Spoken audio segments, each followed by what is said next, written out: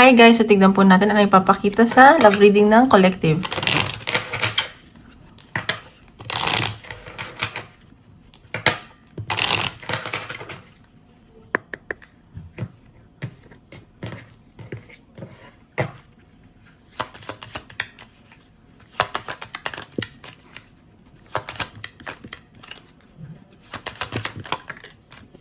Okay, leadership. So, sa nakikita ko dito, very vocal kayo sa connection ng person mo. Siguro ikaw yung alpha o ito yung person mo. Like, very open ka sa person mo.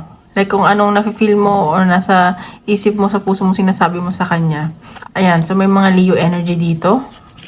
And sa nakikita ko, yung parang natitame mo yung person mo. And siya talaga yung pinapangarap mo. And very at peace ka ngayon. Ayan o, may pag-travel, ganyan. And sa nakikita ko, dinedesire nyo talaga isa't isa. Magkalayo ba kayo? Ang dami ditong LDR. And sa nakikita ko, meron dito na nagbabalik alindog, nag-exercise, nag-jogging, ganyan. Ayan. So, tingnan pa natin. Love reading ng collective. Ng collective. Love reading ng collective. Love reading ng collective.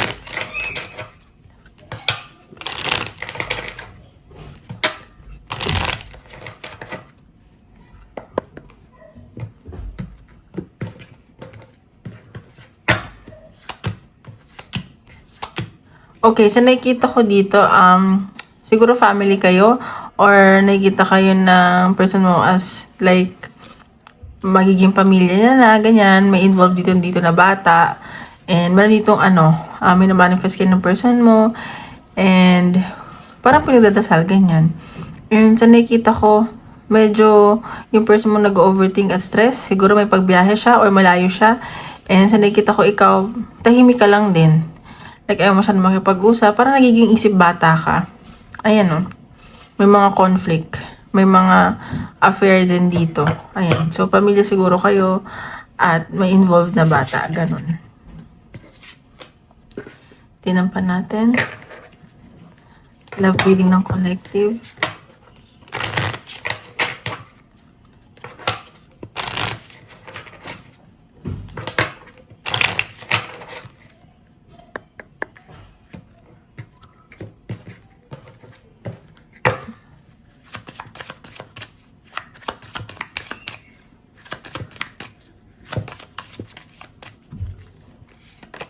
Okay, so nakikita ko dito, may mga pangarap kayo ng person mo, ganyan.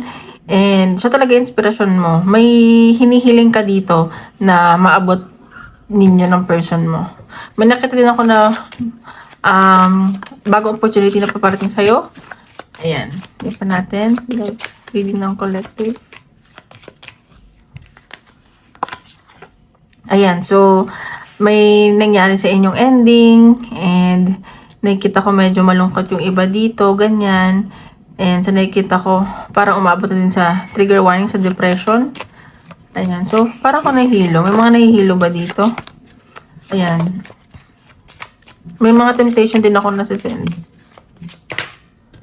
Ito. Ayan. So, parang meron kayong problema ngayon ng person mo at nag-iisip kayo ng solusyon. And sa nakikita ko, about dito sa trabaho, sa pera. Parang may pinag-aawayan din kayo tungkol sa pera, ganyan. And parang may gusto kong malamang sagot. Kailangan maging open kayo ng person nyo sa isa't isa. Ayan o, parang naaanohan kayo ng ego eh.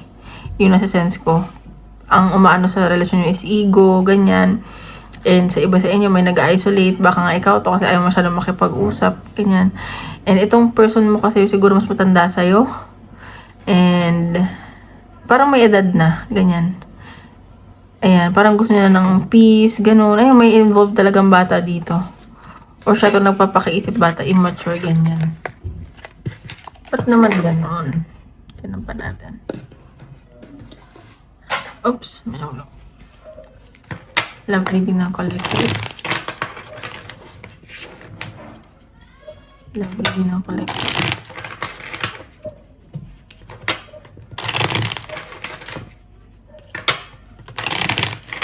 Guys, paalala lang po ha, hindi po lahat ay makaka-resonate. So, take what resonate and leave what doesn't.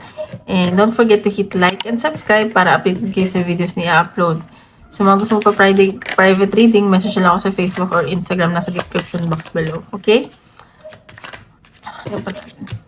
Luck. So, ayan. So, swerte ka. Swerte yung person mo sa'yo. And nakita ko may parating na blessing sa'yo.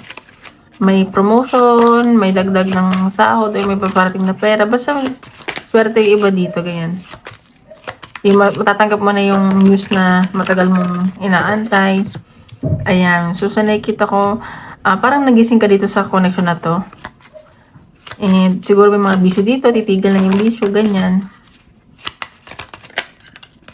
Ayan. So, itong may matatanggap ka na apology galing sa person mo. Magko-confess ito at hihingi ng tawad. Siguro nag-guilty siya sa mga nagawa niya sa'yo. Nasabi niya. And ayun. And, na-reject ka na kasi nitong taon nito noon eh. Ayan o. So, yung person mo is, nagde-daydream, pag nag-travel kayo, ganyan. So, mag-i-invest to. And, ibabribe ka nito. Parang, tatanggihan mo siya. And, parang, papahirapan mo, gano'n. So, tingnan pa natin sa ibang cards. Connection ng person.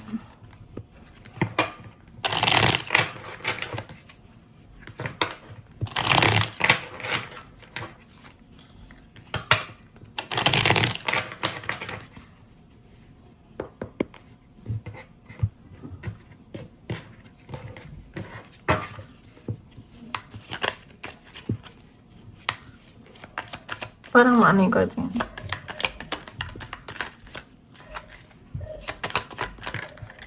Okay, Knight of Swords. So, may gagawing action dito yung person mo.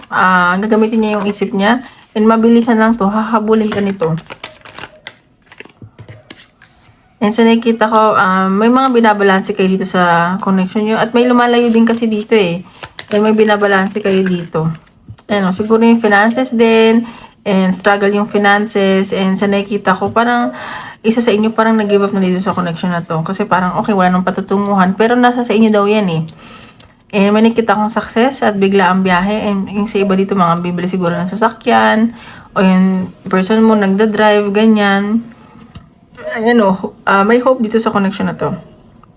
And sa nakita ko, invested talaga yung person mo sa finances niya at sa career. Ayan o, siguro katrabaho mo to. Ayun no, puro work siya. Nabibigatan na din siya. Parang nahihirapan na siya, ganyan. Ang dami niyang dala-dala. So, tingnan natin. Ano ang feelings niya at intention niya sa'yo. Feelings. Feelings at intentions.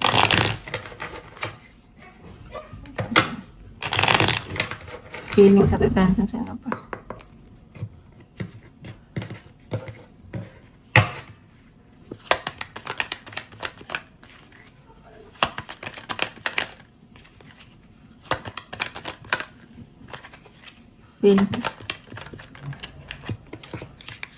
Okay, so nakikita ko, nagninilay-nilay yung person mo.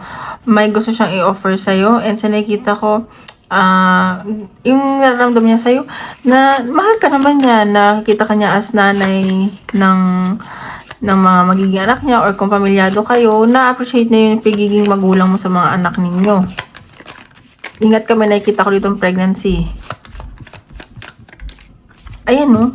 And masaya siya sa feeling mo at sa connection nyo. Hoping tong taong to. And marami siyang pinapangarap sa inyo. Ikaw nakakapagbigay ng inspirasyon sa kanya. Ganun. Ayan, medyo toxic lang yung energy. Isa sa inyo, obsessed and possessive. Yun yung sense ko. Medyo obsessive tong taong to. And may mga toxic behavior kayo na kailangan yung baguhin. Ayan no. Nag-enjoy lang to and nag-iisip-isip and sa nakikita ko may mga pangarap talaga siya, may mga pangarap siya na gusto pa niyang matupad sa connection niya. Ayan, so gusto niya ng new beginning sa inyong dalawa at sa connection niyo. Nag-iisip-isip to, nagko-contemplate, ganyan. Ayan no, hoping talaga siya And meron talaga ako nakikita ng pregnancy. So, ingat lang kung hindi pa kayo ready magbuntis. And nakikita ko baka baby boy. Ayan, willing naman siya mag-invest, maging generous. Baka makatanggap ko ng regalo. Or kayo to, bibigyan kanya ng oras, ng panahon. ayun no, very passionate to. So, baka nasa dating stage kayo. Ingat ka lang kasi baka may involve ka sa third party as well. Ayan, medyo mabagal lang yung energy ng taong to. So, ayun. Ingat-ingat lang. Nasa sa'yo pa rin naman desisyon. Tingnan pa natin. Ano pa ang dapat mo malaman sa person? Ano pa ang dapat mo malaman sa person?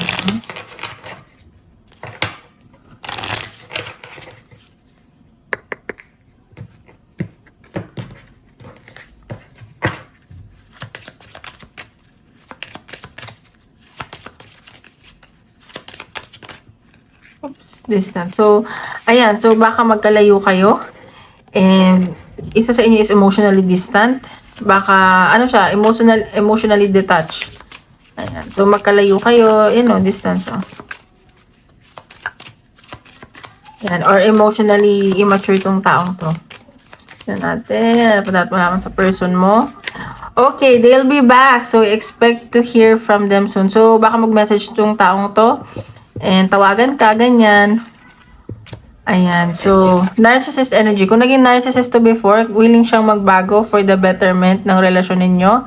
And sa nakita ko, ayan, may mga challenges lang. Siguro, yung inner, ano niya na yun, yung kumbaga yung kinalakihan niya na yung lifestyle niya. Pero, ano naman siya, willing siyang magbago. Yun yung nasa sense ko. And sa nakita ko, ini-stalk ko nitong taong to sa social media, ganyan. Ayan. So, babalik sila. Oh, maganda ka na. Baka mag-message na rin sa'yo anytime soon. So, tingnan pa natin. Tingnan sa connection nyo. Na-feel sa'yo ng person mo.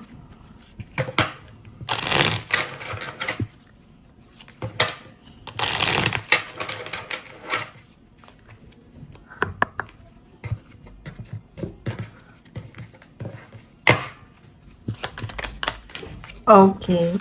So, ayan, third party, and baliktad lumabas yung card. So, baka puputulin niya na yung third party para sa'yo, tatanggalin niya. Ano yun? Tira-tira. Ayan o, nagising talaga tong taong to. May nangyaring spiritual awakening sa kanya. May mga realization siya. Meron talagang sumira sa connection nyo. See? So, lalaki. Ayan, so, siguro nag-cheat tong taong to, and nakikita ko hirap din to sa finances. So, yun yung problema niya. Puro pera yung pag-iisip niya ngayon, and baka twin flame kayo. And mas gusto kasi nito yung freedom niya eh. Pero may na-realize siya. Siguro namimiss ka nyo, ganyan. So, tingnan pa natin ang message sa'yo ng person. Message sa'yo ng person.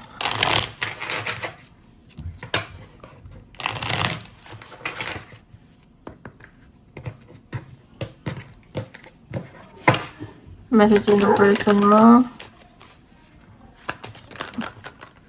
Okay, you don't know how hard it was to let you go. So, ayan, nahirapan din to kung di kayo nag-usap or kung may tinapos kayo. Nahirapan din siya sa sitwasyon. Ayaw niya pero kailangan niyang gawin. I want to tell you how I feel. So, ayan, gusto niya umamin sa'yo sa nararamdaman niya. Kung ano talaga yung real feelings niya sa'yo, ganyan.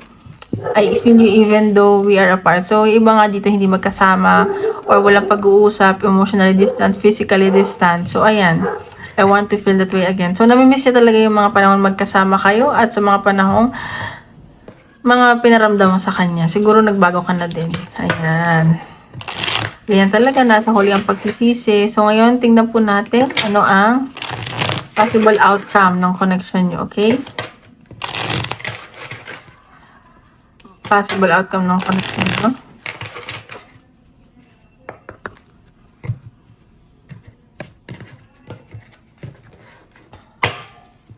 Possible outcome ng connection nyo. The moon. Ayan. So, meron kasi dito mga tinatagong sikreto and may mga uncertainties sa inyo, sa connection nyo. Ayan o. So, may kailangan mag-sacrifice, mag-antay, and medyo confused tong taong to.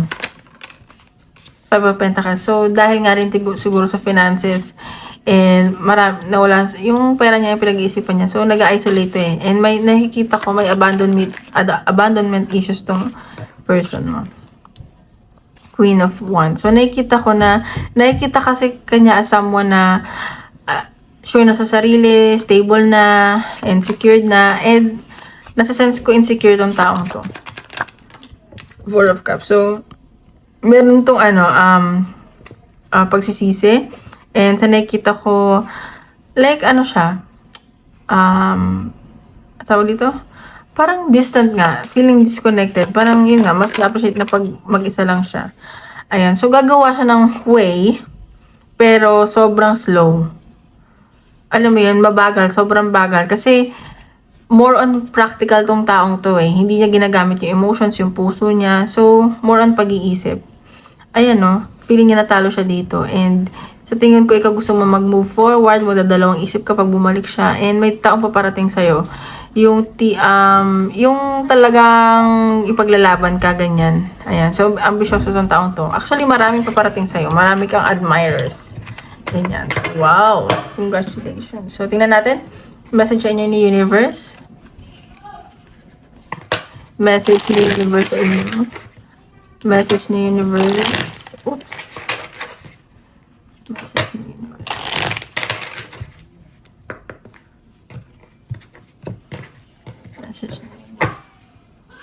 Message ni Universe. Oops. Ayan. So, be ready to receive. So, maging ready ka na lang ma-receive ang mga blessings. Tingnan na pala rin. Mga blessings na paparating sa inyo. So, ayan, tanggap ng blessings. Channel to the energy to the next moon phase. So, ayan. So, new moon ata, ay kahapon pala. So, tinan nyo yung next moon phase. So, be ready to receive. So, ayan, may nasa-sense ako marami pang blessings na paparating sa inyo.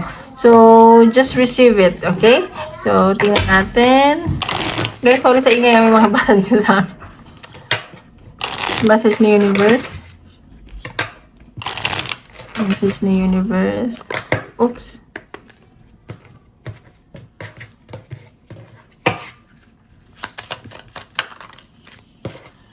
So there are potential risks or negative consequences to reconsider. So ayan, so baka pag binalikan nyo pa to or may mga potential na negative consequences. So, kailangan nyo i-consider yun. You need to have faith in yourself and your abilities first. So, unahin mo daw muna yung sarili mo bago itong connection nyo o bago ibang tao. Siguro, message na din yan sa'yo ni Universe. Alam mo yun? So, tingnan pa natin. Advice ni Universe. Oops. Advice ni Universe.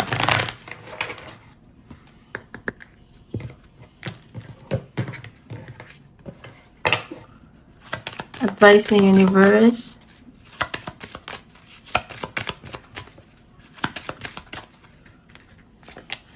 Protected by angels. You are cherished by angels. So, ayan. So, protected kayo. Divinely guided kayo. May mga angels kayo. So, mag-isa lang kayo. Humingi kayo ng guidance sa universe or sa mga angels nyo. Ayan. So, believe in magic. So, maniwala pa rin kayo sa, alam mo yun, manifest kayo sa magic, mag-wish lang kayo, ganun. So, protected ka daw ng angels. So, tingnan natin. Isip kayo ng tanong. Ito yung sagot ni Universe.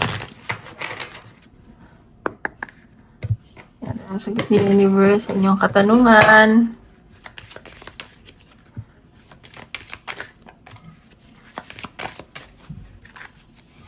Okay. In the near future. So, ayan. Malapit na daw yan. In the near future na. And then, no. Not the right time. So, baka ngayon hindi pa yun. In the near future. So, yun lang guys. Maraming salamat po.